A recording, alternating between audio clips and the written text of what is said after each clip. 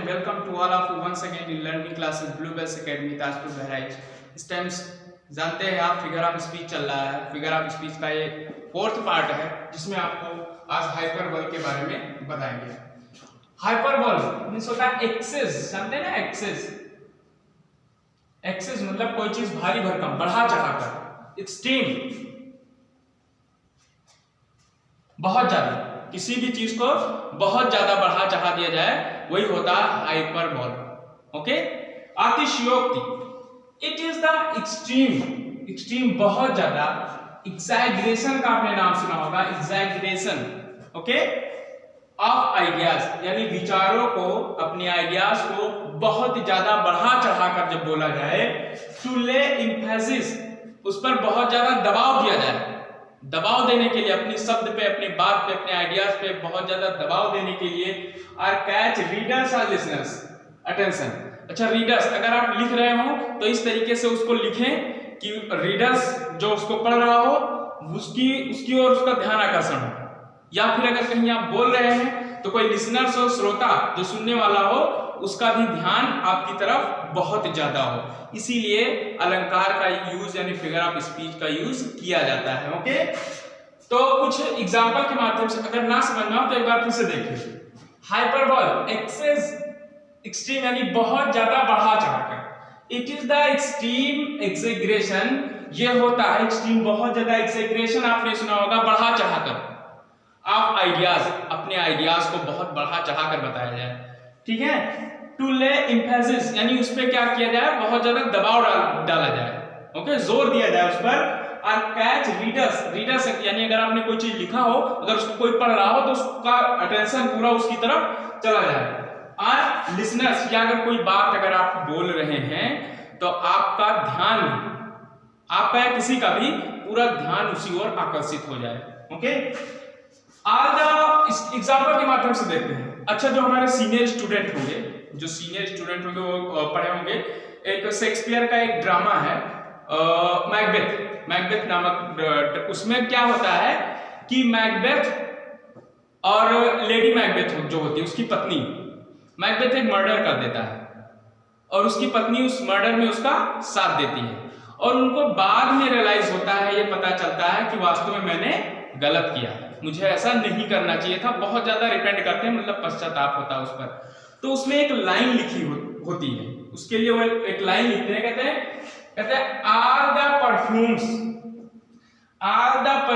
Of Arabia. जानते हैं अरब perfumes के लिए फेमस होता है, यानी अरब का पूरा perfume will not Sutton this bloody hand, यानी इस ब्लडी हैंड, ये खून से रंगे हाथ को, यानी पूरा अरब का अगर परफ्यूम मतलब ले आया जाए तो भी इस खूनी हाथ को मतलब सुगंधित नहीं बना सकते, यानी इसका स्मेल नहीं मिटा सकते हैं। अब आप बताइए, अगर आपने कोई मर्डर किया हो या कोई चीज किया हो तो आप थोड़ा सा साबुन लीजिए, धो डालिए, चला जाएगा।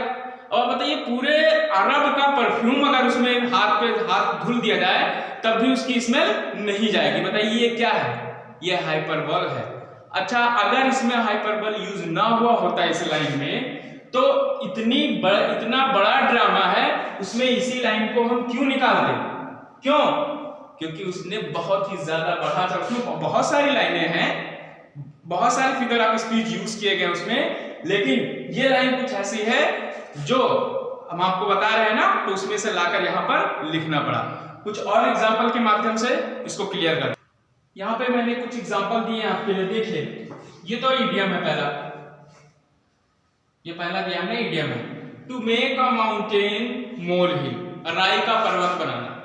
To make a mountain mole hill means राई का पर्वत बनाना। अब आप बताइए, राई का पर्वत बनाया जा सकता है? नहीं बनाया सकता है ना, यानी जैसे कहते हैं बात का बतंगड़ बना देना। कैसे? देहाती कहावत है, एक हाथ ककड़ी 9 हाथ बिया। समझ रहे हैं? तो ये सब क्या है? ये हाइपरबोल है, यानी किसी एक छोटी सी चीज को बहुत बड़ी विशाल देकर हम जो है उसको बनाते हैं। ओके, और देखिए इसको जो है, दूसरा एग्जांपल है, I have not met him since edges.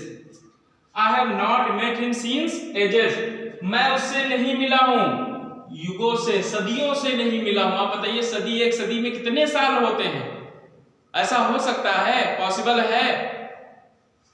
सदियों से नहीं मिला हूं, ऐसे ऐसे कह दिया मैं उससे नहीं मिला हूं तो सिंपल हो गया, कहते सदियों से नहीं मिला हूं भैया, कहां, वो तो ईद के चांद हो गए। तो ये क्या है? हाइपरबोल फिगर ऑफ स्पीच, इसमें यूज किया गया। Okay, I have told you million time, मैंने तुम्हें मिलियन टाइम, लाखों बार बताया। अब बताइए कि कोई बात किसी से क्या लाखों बार बताया जा सकता है? पॉसिबल है? क्यों ऐसा कहा गया? उस बात को बढ़ा चढ़ाकर बताने के लिए कि जो रीडर्स हो या लिसनर्स हो उसका ध्यान आपकी ओर आकर्षित हो सके। Okay, reverse of blood, reverse of blood, खून की नदियां फ्लड में बह गई इन द बैटल, युद्ध में, युद्ध में खून की नदियां बह गई। अब आप बताइए कितना भी बड़ा युद्ध क्यों ना हो जाए, क्या खून की नदियां बहने लगेंगी? हाँ, ये हो सकता है अगर नदी बह रही हो, थोड़ा बहुत खून उसमें गया तो थोड़ी दूर के लिए कलर उसका चेंज हो सकता है, लेकिन आप कहें कि खून की नदी बहने लगे, सिर्फ ब्लड की नदी बहने लगे, इम्पॉसिबल। ओके, उसके बाद है she wept, she wept, she wept ocean of tears, she wept ocean of tears, यानी वो इतना रोई कि सागर बह चले, आंसुओं के सागर बह चले। ये पोएम में यूज किया गया है, और पोएम हो चाहे कोई सॉन्ग हो, गीत हो, सब में figure of speech he use किया जाता है उस लाइन को आकर्षक बनाने के लिए।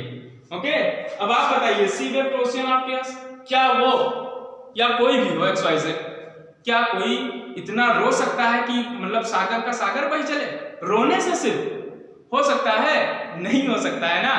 लेकिन क्यों लिखा गया उसको, ये लाइन वहां से क्यों निकाल लेकर आई गई? और भी तो बहुत सारी लाइनें थी, क्योंकि जिसमें कुछ ऐसा है जिससे चाहे वो रीडर हो या लिसनर्स हो उसकी ओर आकर्षित होते हैं। उसके बाद है ही रैन, वो भैया कह रहे बहुत तेज, बिजली के तार की तरह दौड़ता था वो, इससे बिजली जितनी तेज नहीं दौड़ती है, करंट जितना तेज नहीं चलता है, उससे भी तेज दौड़ा था। He ran faster than speed of light, यानी लाइट से, लाइट की रफ्तार, बिजली की रफ्तार से भी तेज दौड़ा था। अब आप बताइए बिजली की रफ्तार तो आप जानते हैं ना, तो क्या बिजली की रफ्तार से एक इंसान का दौड़ना पॉसिबल है? नहीं पॉसिबल है ना। तो इसमें इस लाइन में क्या यूज हुआ है? Hyperbole figure of speech. Okay, आइए कुछ और एग्जांपल के माध्यम से इसी को और बेहतरीन ढंग से सीखने के लिए मैंने गानों की कुछ पंक्तियां लिखी हैं। गाने जितने भी होते हैं वो सब फिगर ऑफ स्पीच से ही भरे होते हैं। क्यों? क्योंकि गाना जो सुनने वाले लिसनर्स होते हैं ना, उसकी लाइन को जितना ही ज्यादा उसमें आकर्षण होगा उतना ही ज्यादा उसकी ओर आकर्षित होंगे, उतना ही अपने आप में खो जाते हैं। काश ऐसा होता रियल में।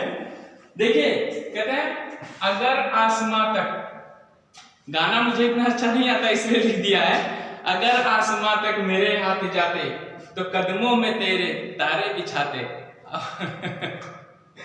आप बताइए, पहली बात तो आसमान तक हाथ पहुंचेगा नहीं, हाथ जाते तो कदमों में तेरे तारे बिछाते।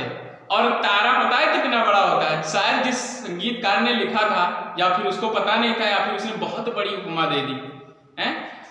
तारों का आकार पता है ना, अगर साइंस आप लोगों ने पढ़ा होगा तो पता होता है तारे का आकार कितना होता है। हमारी पृथ्वी से भी बड़ा उसका पता नहीं कितने गुना आकार होता है उसका।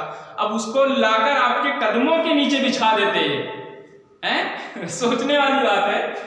तुम जो कह दो तो चांद तारों को तोड़ लाऊंगा मैं। अब अगर कोई कह दे भैया, कोई बहुत बड़े आशिक हैं या बहुत बड़े फ्रेंड हो, दोस्त हो, कोई कह दो तो चांद तारों को तोड़ लाएंगे। चांद तारा क्या है? कोई पेड़ पे लटक रहा है, भैया हमको तोड़ ले चलो, लटके हैं बहुत देर, थक गए हैं हम। पॉसिबल है? नहीं पॉसिबल है ना। अब कहते हैं तीसरा है 100 साल पहले हमें तुमसे प्यार था, आज भी है और कल भी रहेगा। अब आप बताइए 100 साल पहले उनकी उम्र कहाँ रही होगी, खुद कहाँ रहे होंगे? वो गाना जब गा रहे हैं तो कितने साल पहले, कितने साल के, 20, 30, 35, 40 साल के रहे होंगे जो गाना गा रहे हैं, 40 साल 50 साल के रहे। तो 100 साल पहले हमको ये बता दीजिए वो थे कहाँ, आखिर कहाँ से वो प्यार कर रहे थे? भूत थे? हैं? पॉसिबल है? नहीं पॉसिबल है ना।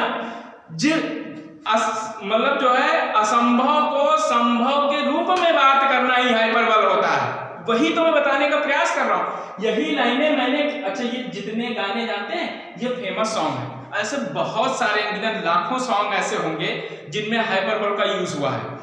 क्यों? क्योंकि क्यों क्यों यूज हुआ, इसका मेंशन यहाँ से हम क्यों कर रहे हैं? क्योंकि इसमें कुछ ऐसा बता दिया गया है कि जिससे आप सुनकर ही मंत्रमुग्ध हो जाते हैं, उसी में खो जाते हैं अपने आप में। क्योंकि ये किसका कमाल है? ये अलंकार का कमाल है और कुछ नहीं है।